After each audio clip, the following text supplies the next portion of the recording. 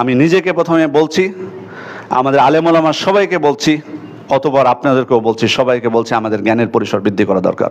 শুধু মানে আলেম হয়েছে বলে, স্কলার হয়েছে বলে যে সব জানতে হয়ে যাবে এটা কিন্তু না। কিয়ামত পর্যন্ত জেনেও জানার শেষ হবে না। এই জন্য ইমাম শাফি কিন্তু এই জন্য বলেছেন যে জ্ঞানের 4টা স্তরের কথা।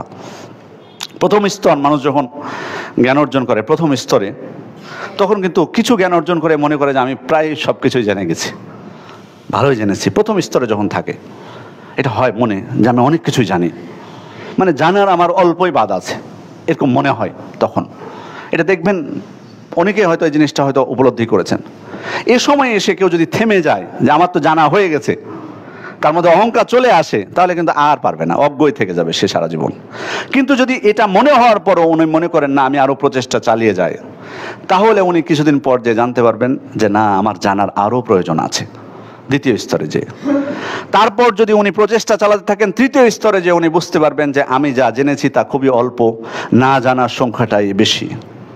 চতুর্থ স্তরে যে যখন আরও উনি প্রচেষ্টা চালাতে থাকবেন, জ্ঞান অর্জন করতে থাকবেন, চতুর্থ স্তরে যে ওনার মনে হবে যে আমি এখনো কিচ্ছুই জানি না।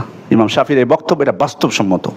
আপনি জ্ঞানের প্রচেষ্টা আপনি চালিয়ে যান, এক সময় যে বুঝতে পারবেন যে কিছুই, কতটুকু, কিসের অহংকার জ্ঞানের, কোরআনের কতটুকু বুঝি আমি।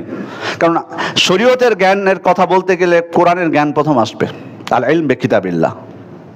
তো কোরআনের কতটুকু আমি বুঝি, কয়টা আয়াতের অর্থ আমি পারবো, কয়টা আয়াতের তাফসীর আমার জানা আছে, তাহলে আল্লাহর কিতাবের বিষয়ে আমার জ্ঞান কতটুকু, তাহলে আমি কিভাবে দাবি করবো যে আমি বহুত কিছু জানি। এই মাসলা মাসাইল কিছু জানলে কি বহুত কিছু জানা হয়? তারপর আল্লাহ রাসূলের হাদিস তো আছেই, সেটার তো কোনো লিমিটেড নাই। সেগুলোর ব্যাখ্যা, শুধু হাদিস জানলে হবে না, আমার ব্যাখ্যা জানতে হবে। সাহাবা ইকরাম কি বুঝেছেন, আমলটা কিভাবে করেছেন ওই হাদিসের উপর, নাকি নিজের মতো করে আমি করব। এরপরে তো আরও বিষয় আছে। সুতরাং সম্মানিত উপস্থিতি, প্রচেষ্টা চালিয়ে যাব, আল্লাহ তাআলা আমাদের ওজর গ্রহণ করবেন যে হ্যাঁ আমি চেষ্টা করেছিলাম।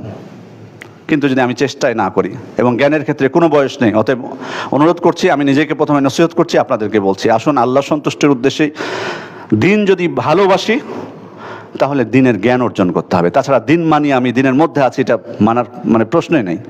জ্ঞান ছাড়া কোনো কিছুই হবে না, সম্ভব না। দিন মানি এটার অর্থ হলো দিন বুঝে আমি মানি, দিনের জ্ঞান অর্জন করে আমি মানি। সুতরাং প্রচেষ্টা চালিয়ে যাব, আল্লাহ তাআলার উপর তাওয়াক্কুল করব। যেগুলো ত্রুটি বিচ্যুতি হবে, আমাদের মধ্যে গাফলতি হবে, সেগুলোর জন্য সর্বদা আল্লাহ তাআলার কাছে ক্ষমা প্রার্থনা করব, তওবা করব। আল্লাহ তাআলা আমাদেরকে তৌফিক দান করুন।